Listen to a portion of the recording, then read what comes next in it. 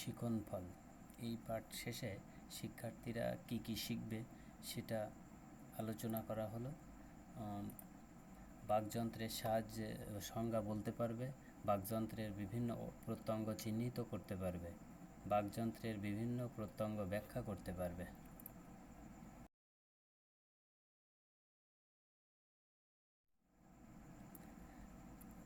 ছবির দিকে লক্ষ্য করো,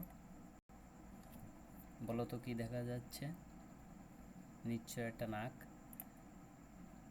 কি দেখা যাচ্ছে? জিহ্বা। এটা কি দেখা যাচ্ছে? দাঁত। এটা কি দেখা যাচ্ছে? ঠোঁট। তো এগুলোর কি বলে? হ্যাঁ, বাকযন্ত্র। তো আজকের আমাদের পাঠ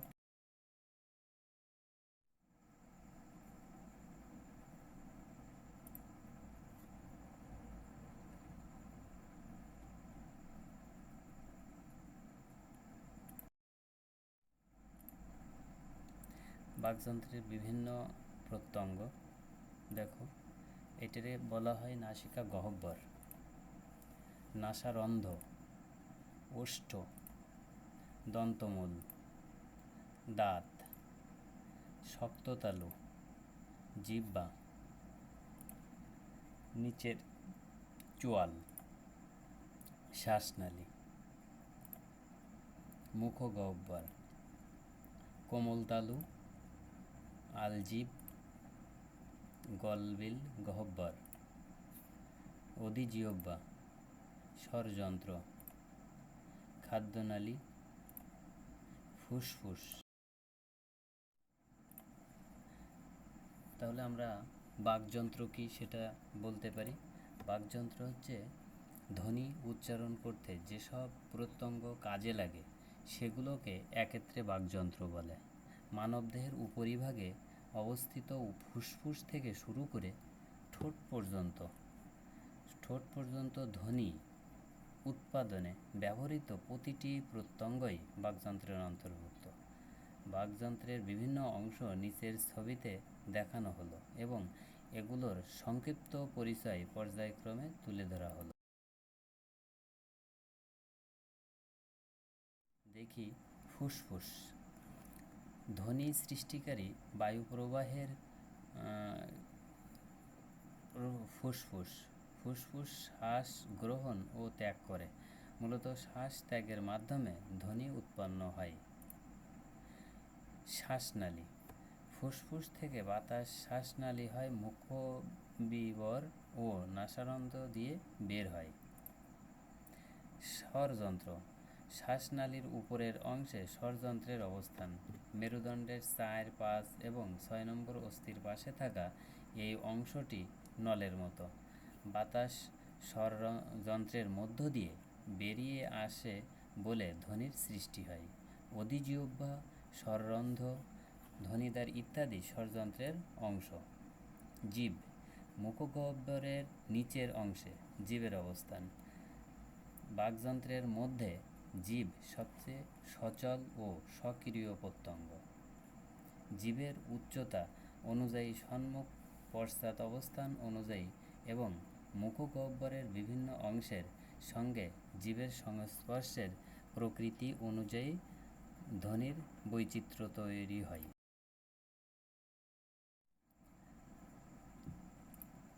আলজিভ। মুখগহ্বরের কোমল তালুর পিছনে ঝুলন্ত মাংসপিণ্ডের নাম আলজিভ। ধ্বনি উচ্চারণের সময়ে কোমল তালুর সঙ্গে আলজিভ নিচে নেমে এলে বাতাস মুখ দিয়ে পুরোপুরি বের না হয়ে খানিকটা নাক দিয়ে বের হয়। এর ফলে নাসিক্য ধ্বনি তৈরি হয়। তালু। মুখবিবরের ছাদকে বলা হয় তালু। তালুর দুটি অংশ, একটা হচ্ছে কোমল তালু, অন্যটি শক্ত তালু। অনানুষ্ঠানিক স্বরধ্বনির উচ্চারণে কোমল তালু নিচে নামে। কোমল তালু ও জিহ্বমূলের স্পর্শে কণ্ঠধ্বনি উচ্চারিত হয়। দন্তমূলের শুরু থেকে কোমল তালু পর্যন্ত অংশকে বলা হয় শক্ত তালু। মূর্ধা। শক্ত তালু ও উপরের পাটির দাঁতের মধ্যবর্তী উত্তল অংশকে মূর্ধা বলে। কোনো কোনো ব্যঞ্জনধ্বনি উচ্চারণের সময় জিভ মূর্ধাকে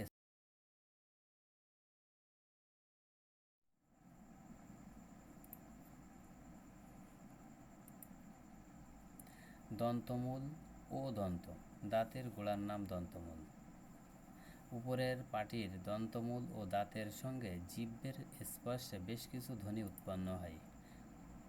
ওষ্ঠ, বাকযন্ত্রের সবচেয়ে বাইরের অংশের নাম ওষ্ঠ বা ঠোঁট। ঠোঁটের মধ্যকার ফাঁকের কম বেশি ভিত্তিতে স্বরধ্বনি সংবৃত্ত ও বিবৃত এই দুই ভাগে ভাগ করা হয়। এছাড়া ব্যঞ্জনধ্বনি উচ্চারণ করতে ওষ্ঠ গুরুত্বপূর্ণ ভূমিকা পালন করে। নাসিকা, মুখগহ্বরের পাশাপাশি নাসিকা বা নাকের ছিদ্র দিয়ে বাতাস বের হয়ে ও ধ্বনি উৎপন্ন। আমাদের একক কাজ। তালুর কয়টি অংশ? দাঁতের গোড়ার অংশের নাম কি? দলীয় কাজ। বাকযন্ত্রের বিভিন্ন প্রত্যঙ্গগুলোর তালিকা তৈরি। মূল্যায়ন। বাকযন্ত্রের কোনটি বাকযন্ত্র? পাকস্থলী, ফুসফুস, পিত্তকোষ, যকৃৎ। 2. ফুসফুস থেকে তৈরি বাতাস কিসের মাধ্যমে বের হয়? নাসারন্ধ্র, মুখবিবর, তালু নাকি ক ও খ?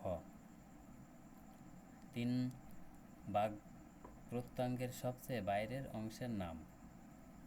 ক তালু, খ মূর্ধা, গ দন্ত, ঘ ওষ্ঠ।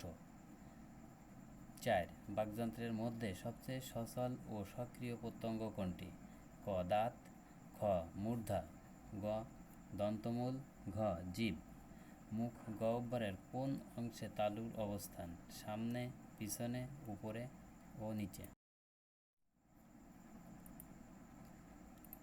আগামী ক্লাসের বাড়ির কাজ, যে কোনো দুটি বাকযন্ত্রের বর্ণনা লেখো। আজকের ক্লাসে সবাইকে ধন্যবাদ।